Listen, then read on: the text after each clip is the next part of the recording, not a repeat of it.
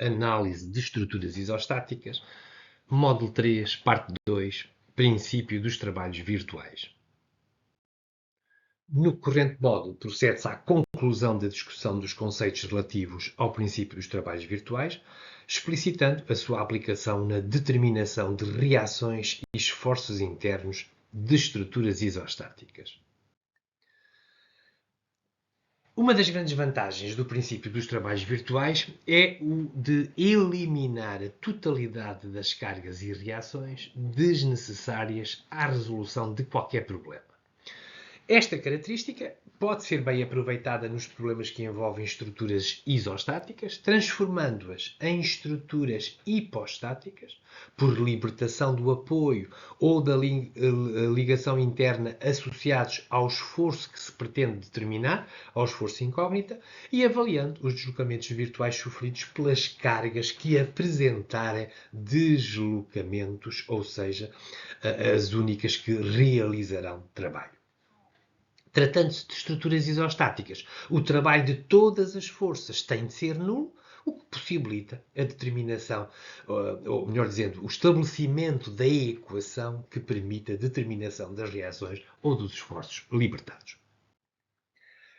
A aplicação do princípio dos trabalhos virtuais em estruturas isostáticas é possível com base no artifício de as transformar em estruturas hipostáticas. Nestes casos, é usual distinguirem-se duas situações. Ou seja, o caso em que se pretende determinar reações de apoio, e aí as libertações serão ao nível das reações, ou a determinação de esforços internos, havendo neste caso que proceder à libertação de esforços internos do elemento que se pretende determinar o esforço. Nas estruturas isostáticas, o artifício consiste em libertar a reação do apoio, ou esforço interno, que se pretende determinar, mantendo as subestruturas como corpos rígidos e substituindo essa libertação por uma força equivalente, obtendo-se, desta forma, uma estrutura hipostática. Tendo a estrutura sido tornada virtualmente hipostática, ela apresenta a possibilidade de movimento, sendo hipostática é um mecanismo, sendo um mecanismo pode movimentar-se,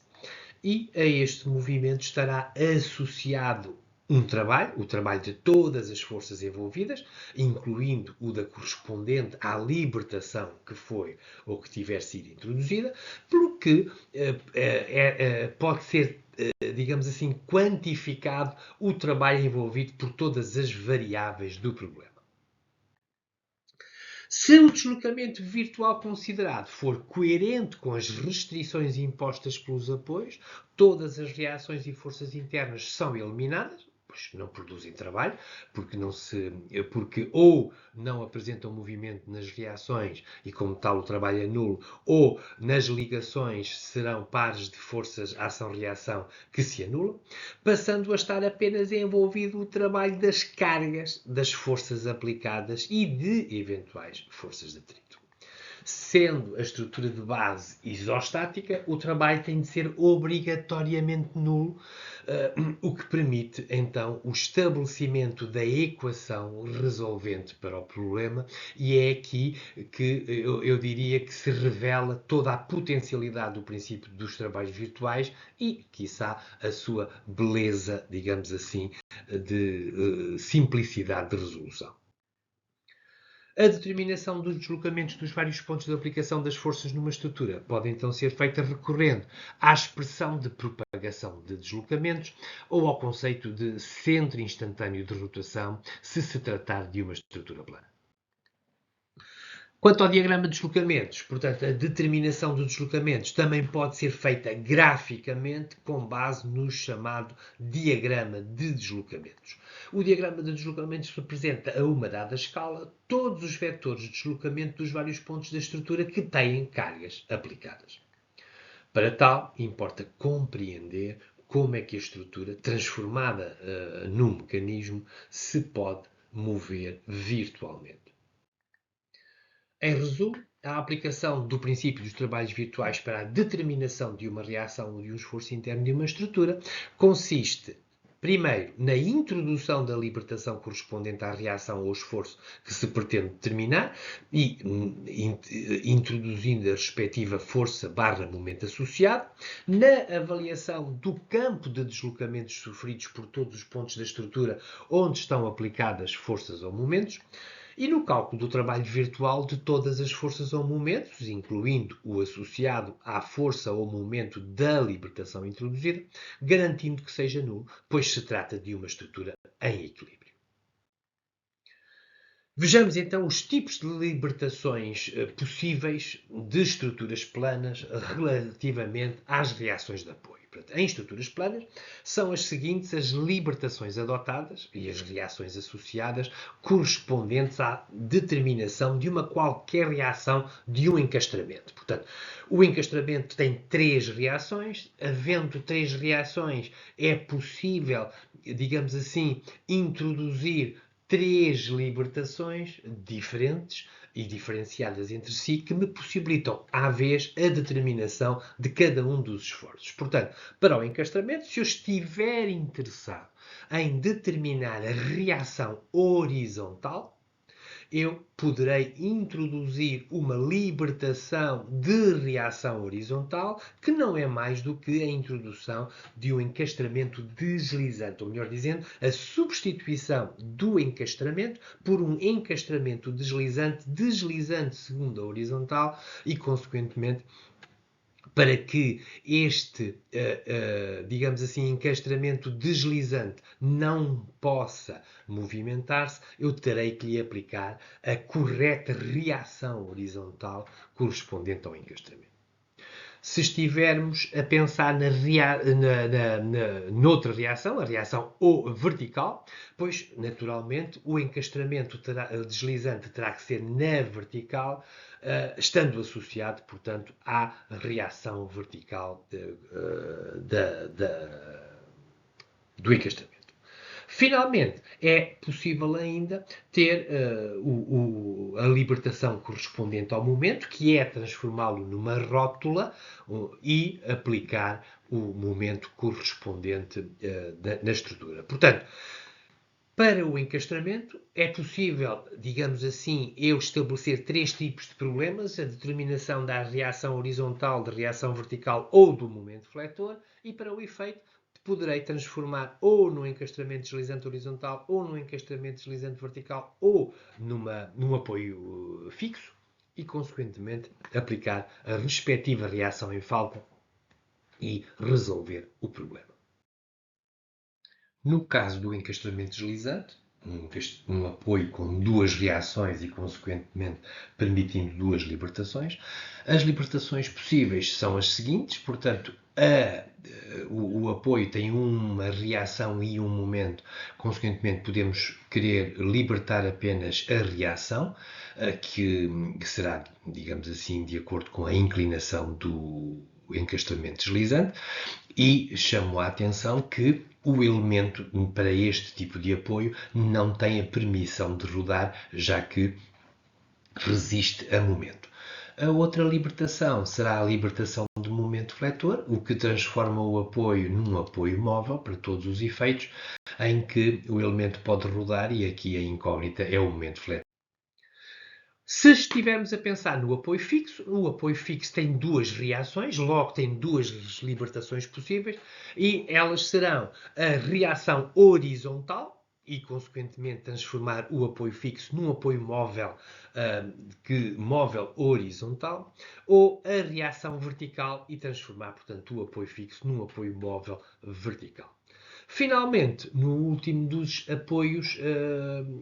que aqui mostro, que é o apoio móvel,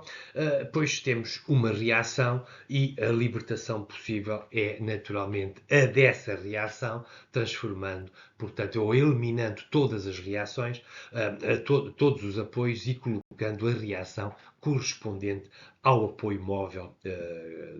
que a estrutura teria.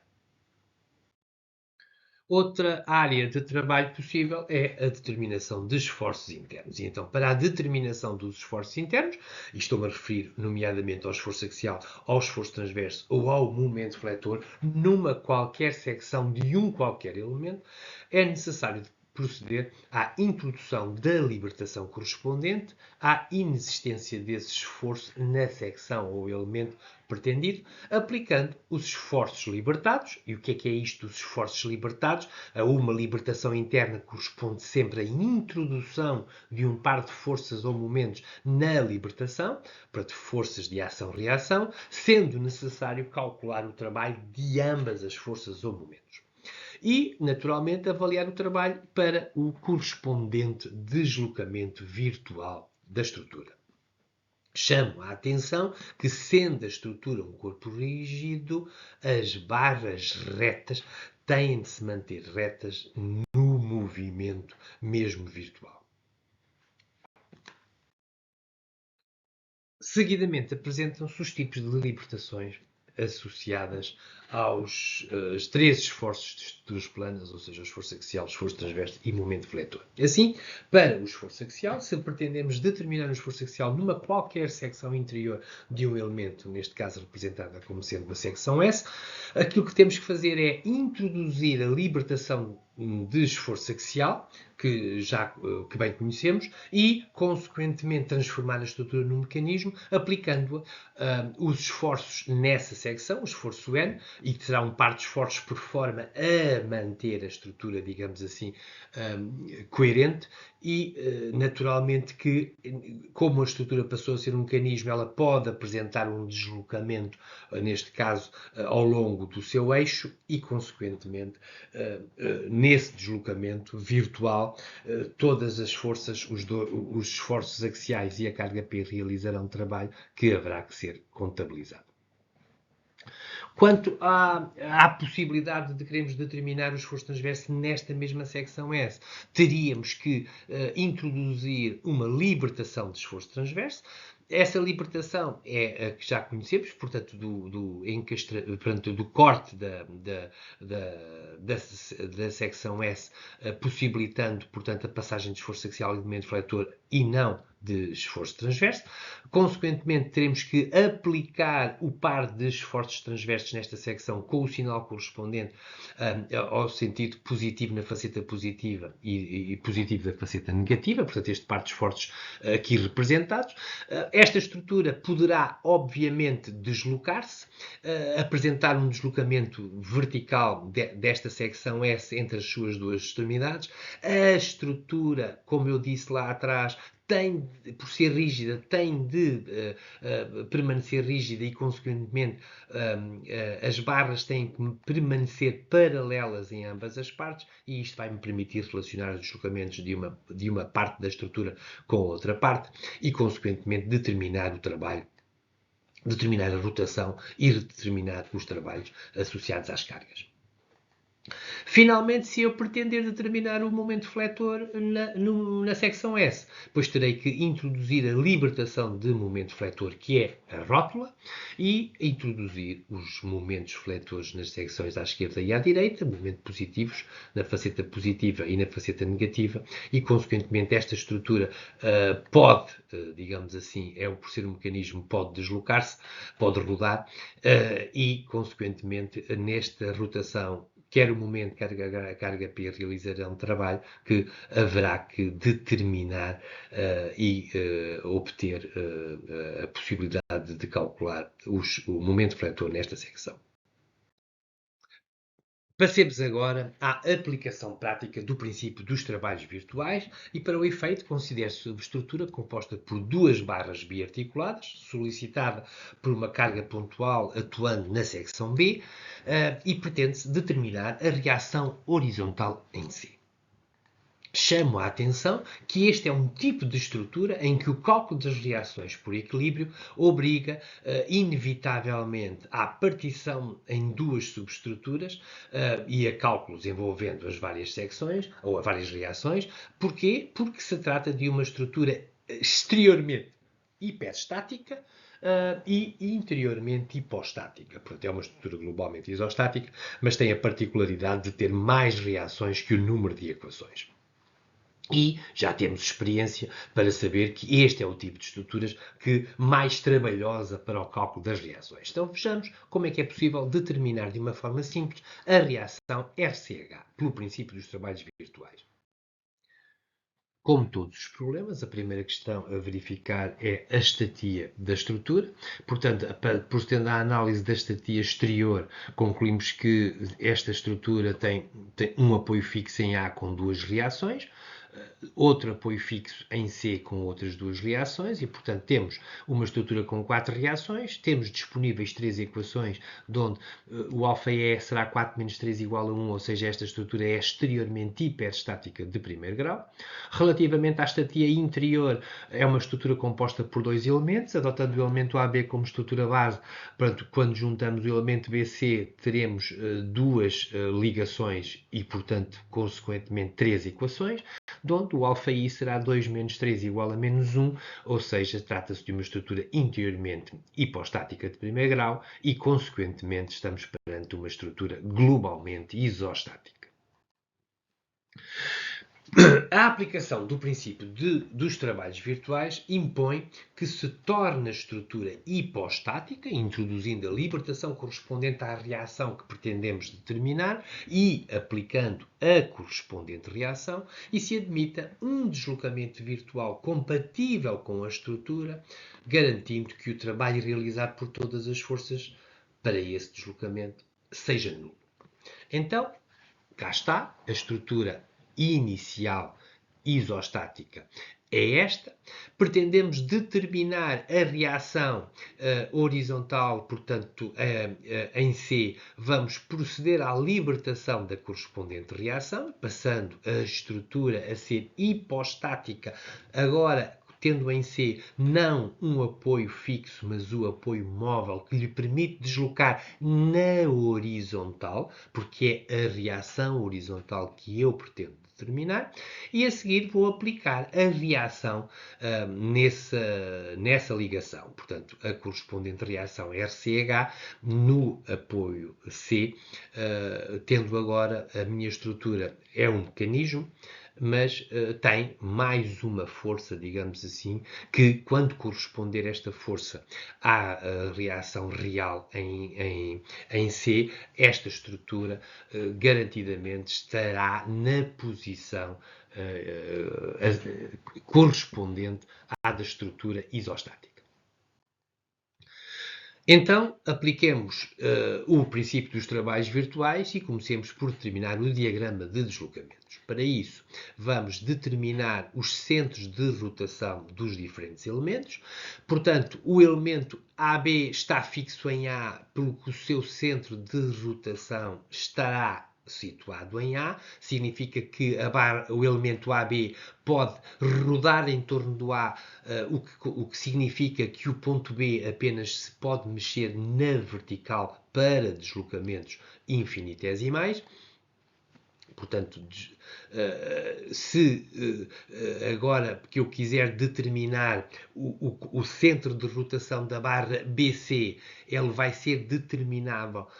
através das restrições de movimentos que o elemento BC apresenta. Já vimos que em B ele se pode deslocar apenas na vertical e, consequentemente, o centro de rotação da barra BC estará algures na perpendicular a B a essa possibilidade de deslocamento, ou seja, algures no alinhamento da barra AB. E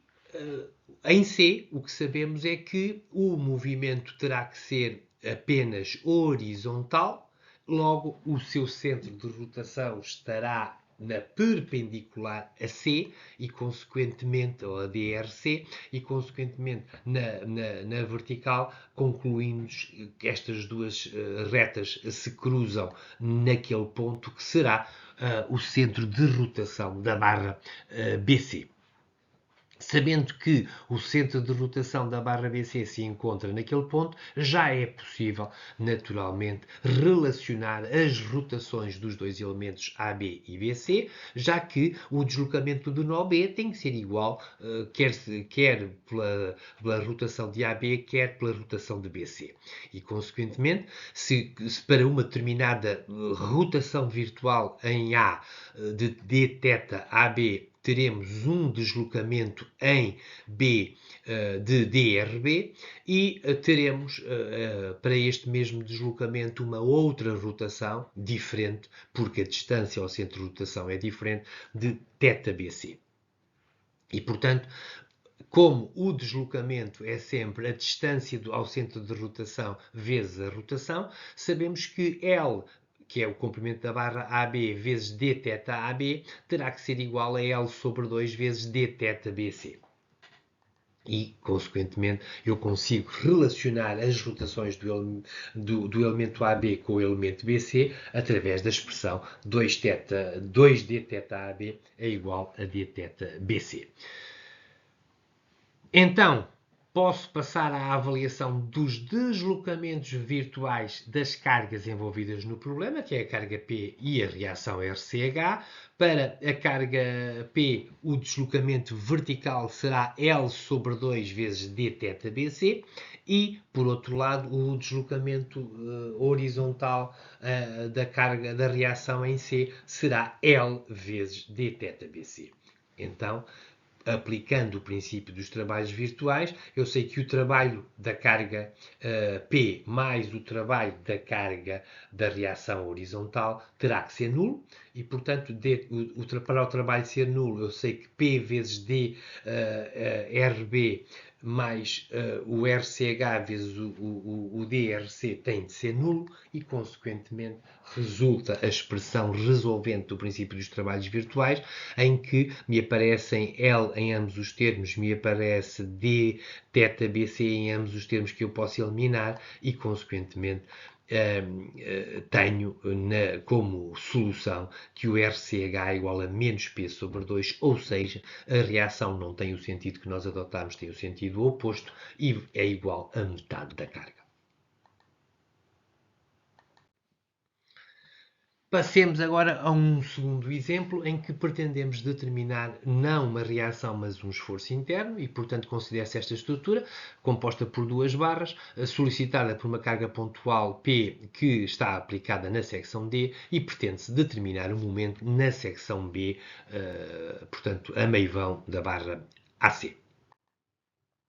Passemos, portanto, como sempre, à análise da estatia. Passando à estatia exterior, esta é uma estrutura que tem um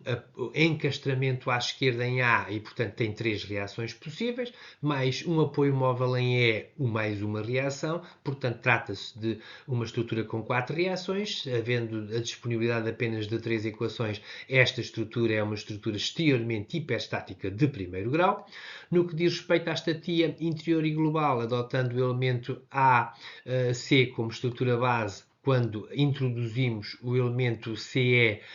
teremos que introduzir duas forças de ligação e, portanto, temos duas ligações, 3 equações e, consequentemente, trata-se de uma estrutura interiormente hipostática de primeiro grau, onde esta estrutura, como é previsível, era uma estrutura globalmente isostática. Pretendendo nós terminar o momento na secção B, portanto, haverá para o efeito que introduzir a libertação correspondente ao momento, ou seja, a introdução de uma rótula na secção em causa, bem como ao respectivo esforço, ou par de esforços momentos, aplicando depois o deslocamento virtual e calculando o correspondente trabalho realizado por todas as forças. E, portanto, o que vamos fazer à estrutura, que inicialmente é uma estrutura isostática, vamos digamos assim, introduzir em B uma rótula e os dois momentos de ação-reação que representam os esforços nessa secção B e, consequentemente, transformamos a secção ou a estrutura num mecanismo. Esta estrutura, por ação do efeito dos momentos e da carga, ela vai poder rodar em torno de B, apresentando, portanto, um deslocamento e, consequentemente, temos aqui a possibilidade da estrutura realizar trabalho pelas forças, pelos momentos M e pela força P. O que é que temos que fazer? Sabemos que, primeiro, temos que calcular os centros de rotação dos elementos que mexem. O que é que eu sei? Sei que do elemento A, B, ele está encastrado em A, logo não se pode mexer. O elemento BC está fixo em B logo apresentará um centro de rotação em B, será o CRBC. Sei que, naturalmente, o elemento CE vai apenas, no seu extremo C, poder mexer-se na vertical, de onde o que facilmente concluímos que o ponto E constitui o centro de rotação do elemento CE. E, portanto, perante isto, o que podemos dizer é que esta estrutura irá ter uma rotação do elemento BC e outra rotação do elemento CE, que terão que ser compatibilizadas, não é? De forma a que o deslocamento em C seja similar. E, portanto, o que nós sabemos é que o deslocamento em C, dado pela barra BC, será igual a L vezes dθ1. O mesmo deslocamento em C, dado pela barra CE, será 2L dθ2, o que nos permite relacionar o θ1 com o θ2 e, consequentemente, sabemos que o deslocamento da carga P vertical será a distância ao centro de rotação, que é L vezes o dθ2, será L dθ2, e a rotação dos dois momentos, o que sabemos é que o momento à esquerda de B está numa barra que não se move, logo o trabalho é nulo. O momento da barra aplicado à direita de B, na barra BC, essa barra roda dθ1, portanto o momento será m vezes dθ1, mas como dθ1 é 2 vezes dθ2, eu posso escrever então a equação do trabalho, que será 2 vezes m vezes dθ2 mais pl dθ2 ser igual a zero, o que me leva, ou que me conduz a que o momento naquela secção é igual a menos p vezes l sobre 2. Efetuada a aplicação do princípio dos trabalhos virtuais ao cálculo de uma reação ou de um esforço interno, chamo a atenção que nem todas as cargas, como nos exemplos que atrás aplicámos, são cargas concentradas. Podemos também estar perante, nas nossas estruturas, cargas distribuídas. Quando estamos perante uma carga distribuída, o que é importante é não esquecer que o trabalho realizado por uma carga distribuída, aplicada numa barra que sofre um deslocamento, é igual ao trabalho realizado pela sua resultante no deslocamento sofrido pelo seu ponto de aplicação. Ou seja, se tivermos uma carga numa barra, uma carga P uniformemente distribuída numa barra de comprimento L, se esta barra rodar em torno de um dos seus extremos, o que sabemos, e rodar, obviamente, uma rotação dθ, o que podemos dizer é que a rotação ou o deslocamento da sua extremidade será L dθ, o deslocamento a meio vão será L sobre 2 dθ, e pelo que a sua resultante desta carga uniformemente distribuída, que será P vezes L, esta resultante realizará um trabalho que será o correspondente ao deslocamento a meio vão, que será L sobre 2 vezes dθ. E, portanto, o trabalho será igual portanto, a R vezes o deslocamento nessa secção de meio vão, e sendo a resultante igual a P vezes L, e quanto ao deslocamento ele é igual a 0,5 L dθ, e esse é o trabalho da carga uniformemente distribuída. Se se tratasse de uma carga triangular, pois o raciocínio seria similar, só que a resultante é a resultante de uma carga triangular, que em geral será P vezes L sobre 2, e o deslocamento terá que ser determinado no ponto de aplicação da resultante de uma carga triangular, que em geral estará a 1/3 de um dos apoios. Vejamos agora o trabalho realizado por uma carga pontual aplicada num elemento de uma estrutura. Pronto, para o efeito, consideremos um elemento que está fixo na sua extremidade esquerda, um elemento de comprimento L que faz um ângulo θ com a horizontal e, portanto, este elemento é como se tivesse um comprimento L cosseno θ na horizontal e um comprimento L seno θ na vertical, e neste elemento está a atuar uma carga P que é perpendicular ao elemento na sua extremidade. Portanto, o trabalho realizado por esta carga P numa rotação virtual dθ será naturalmente igual ao produto da carga P pelo deslocamento na perpendicular à barra na sua extremidade, e esse deslocamento é dr, e portanto podemos escrever que o trabalho da carga P será P vezes dr, mas como dr não é mais do que L vezes dθ, eu posso também dizer que o trabalho será P vezes L vezes dθ. Vejamos agora a análise feita em componentes horizontais e verticais, quer do deslocamento, quer da carga.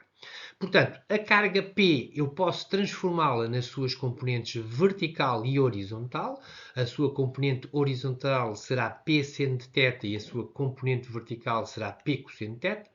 E posso transformar o deslocamento nas suas componentes verticais e horizontais e, portanto, eu terei um deslocamento dr seno θ e um deslocamento vertical dr cosseno θ. Consequentemente, o trabalho da carga P será igual ao trabalho realizado pela carga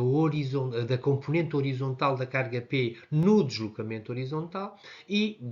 à componente vertical da carga P no deslocamento horizontal drV. Como a componente horizontal da carga é P seno θ e a componente horizontal do deslocamento é dr seno θ, eu posso então escrever que será P seno θ dr seno θ mais o trabalho da componente vertical, que será P cosseno θ vezes dr cosseno θ. Mas, realizando os produtos, então eu tenho P vezes L seno θ ao quadrado e P vezes L cosseno θ ao quadrado, digamos assim, de ambos os lados. E como sabemos que seno ao quadrado mais cosseno ao quadrado é igual a 1, cá está, eu obtenho como o trabalho global sendo igual a P vezes L dθ, que não é mais que o trabalho que eu tinha obtido da primeira análise. Outra forma de analisar o resultado anterior é compreender que o trabalho das componentes vertical e horizontal da força é igual ao produto dessas componentes pela distância das suas linhas de ação ao centro de rotação. E, portanto, analisando o mesmo problema, temos uma carga que está, digamos assim, distanciada de L do seu centro de rotação. Se eu transformar esta carga P nas suas componentes vertical e horizontal, comecemos pela componente horizontal, sua componente horizontal P seno θ, agora eu tenho uma componente horizontal que está afastada do seu centro de rotação de L seno de θ, pelo que se a barra sofrer uma rotação de dθ, então o trabalho realizado pela componente horizontal da carga, que é P seno θ, será vezes o L seno de θ dθ. E, portanto, aquilo que podemos escrever é que o trabalho horizontal da carga P será a componente horizontal da carga vezes o L seno θ dθ, e sabemos que a componente horizontal da carga será o P seno θ, pelo que temos a expressão novamente obtida. Por outro lado, e fazendo o mesmo raciocínio para a componente vertical, que é P cosseno θ, sabemos que esta componente vertical se está à distância de L cosseno de θ do centro de rotação. Se a barra sofrer uma rotação dθ, então o trabalho da carga vertical será a carga vertical, que é P cosseno θ, vezes a distância ao centro de rotação, que é o L cosseno θ dθ. Resultado similar ao que já tínhamos obtido. Agora vejamos, para compreender melhor e finalizar este conceito, que tínhamos uma estrutura que estava encastrada em A e que se ramifica, qual estrutura arborescente, e que tem duas cargas P e Q em cada um dos seus pontos, digamos assim, ali representados por B, C, D e E. Como definido, o trabalho realizado por uma carga pontual é igual ao produto da força pelo deslocamento sofrido, segundo a carga, pelo seu ponto de aplicação. Portanto, considere-se esta estrutura sujeita a cargas concentradas atuantes em diferentes pontos e pretende-se, imagine-se, determinar o momento fletor na secção A pelo princípio dos trabalhos virtuais. Por aplicação do princípio dos trabalhos virtuais, haverá que proceder, em primeiro lugar, à libertação do esforço, ou seja, à colocação de uma rótula em A.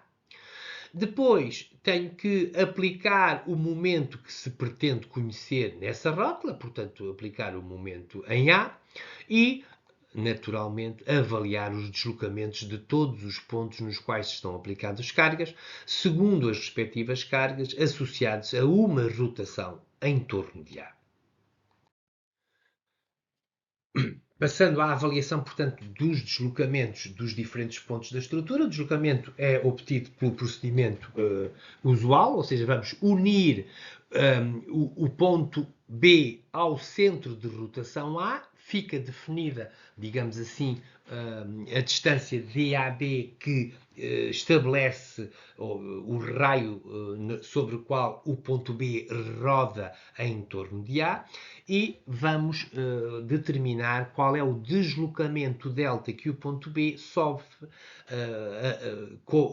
e ele é determinado pelo produto desta distância de AB pela rotação de θ que a estrutura sofrer. E, portanto, cá está, e esse deslocamento será perpendicular à distância DAB. Sendo perpendicular, é possível determinar o deslocamento segundo a carga P, que será igual a delta cosseno de alfa, e segundo a carga Q, que será igual a delta seno de alfa. E, portanto, o deslocamento segundo a carga P, que é o delta cosseno de alfa, podemos dizer em que este delta cosseno de alfa, podemos dizer que é o DAB dθ vezes cosseno de alfa, e o cosseno de alfa não é mais do que, digamos assim, a distância medida na horizontal 6 dividido pela distância DAB, ou seja, 6 a dividir por DAB, mas se eu incluir este 6 sobre DAB na expressão, substituindo por cosseno de alfa, eu agora já posso cortar os DABs da expressão e resulta-me que o deslocamento vertical do ponto B é igual a 6 vezes dθ e não depende, digamos assim, da sua distância vertical ao ponto A. E este é um resultado extremamente importante. Portanto, reparem que estes 6 não é mais do que a distância da linha de ação da carga P ao centro de rotação. Para a carga Q, poderíamos proceder da mesma maneira, ou seja, o deslocamento horizontal será delta vezes o seno de alfa. O delta não é mais que o DAB dθ vezes seno de alfa. O seno de alfa será igual ao DAB dθ vezes os 4,5, que é a distância na vertical ao ponto Q, ao centro de rotação, e o DAB cortando novamente obtemos 4,5 vezes dθ e, portanto, o trabalho da carga Q não é mais do que a distância da linha de ação da carga Q ao centro de rotação vezes, digamos assim, o dθ. A aplicação do procedimento a todos os restantes pontos da estrutura onde existem cargas aplicadas, que é o ponto C, o D e o E, permite então concluir que, como vimos a partir do slide anterior, chegámos à conclusão que o deslocamento em B será igual a 6 vezes dθ, portanto, sendo dθ a rotação virtual que vamos aplicar em torno do centro de rotação que se encontra em A, e o deslocamento em B, segundo Q, é igual a 4,5 dθ. Se passarmos para o ponto C, então agora temos uma nova distância AC. O deslocamento ΔC será igual a DAC vezes dθ, mas aplicando o mesmo raciocínio chegamos à conclusão que o deslocamento em C, segundo a carga P, será na mesma 6 vezes dθ e segundo a carga Q será 3 vezes dθ, ou seja, as distâncias das linhas de ação das cargas P e Q, respectivamente, ao centro de rotação, que é o ponto A. Para o ponto D, naturalmente, iremos ter agora uma outra distância e mantém-se para a carga P o 6 vezes dθ, para a carga Q estamos agora apenas com 1,5 dθ e, finalmente, para o ponto E, teremos uma distância segundo P sempre 6 dθ e para a carga Q agora o deslocamento é zero, já que o deslocamento do ponto E é perpendicular à carga ao ponto E e consequentemente não tem componente horizontal.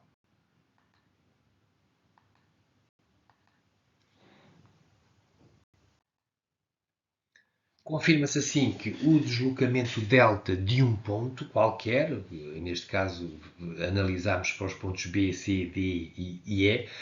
segundo uma dada direção, e vou adotar a direção da carga P, associada a uma rotação dθ em torno do centro de rotação, é igual ao produto da rotação dθ pela distância medida na perpendicular entre a linha de ação da direção atuante e o centro de rotação. Ou seja, o deslocamento de B,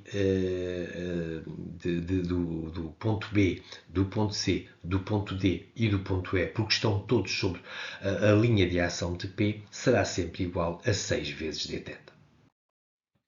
A terminar, apresento aqui um pequeno exemplo, um desafio, no fim de contas, que deixo no final desta aula,